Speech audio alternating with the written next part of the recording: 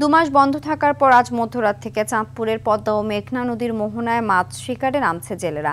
নিষেধাজ্ঞা শেষ হওয়ার আগ মুহূর্তে ব্যাপক প্রস্তুতি নিচ্ছে জেলেরা। কাঙ্ক্ষিত মাছ শিকারে ধার দেনা পরিশোধ করে স্বপ্ন দেখছেন ঘুরে দাঁড়ানোর। ইলিশের পোনা জাটকা রক্ষায় গত ১ মার্চ থেকে নদীতে মাছ শিকারে নিষেধাজ্ঞা দেয় সরকার।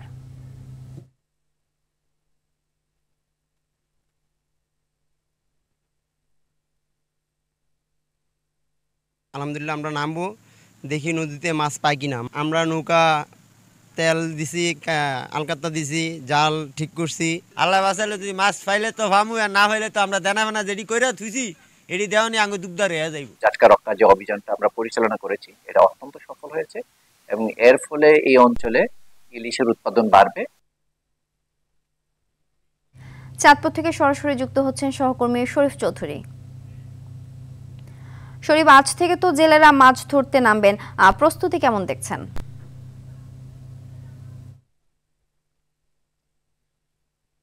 সিনথিয়া, আপনি যেমনটি বলছিলেন, মার্চ এপ্রিল ২ মাসে চাঁদপুরের মেঘনার মতলব উত্তরের ষাটনল থেকে হাইমসের চর বরিবি পর্যন্ত ৭০ কিলোমিটার জুড়ে অভয়াশ্রম এলাকায় মাছ ধরা নিষিদ্ধ ছিল। অর্থাৎ আজ ৩০শে এপ্রিল রাত ১২টায় এই নিষেধাজ্ঞা প্রত্যাহার হবে। অর্থাৎ মধ্যরাতেই জেলেরা নামার সকল প্রস্তুতি নিয়েছেন এবং জেলেরা ইতিমধ্যে তাদের নৌকা ডাঙ্গা থেকে তারা নদীতে নামিয়েছেন এবং তারা জাল ঠিক করছেন এবং তারা সম্পূর্ণরূপে প্রস্তুত। তারা মধ্যরাতে অর্থাৎ মধ্যরাত শেষ হওয়ার আগেই তারা নামার এইরকম প্রস্তুতি নিচ্ছেন।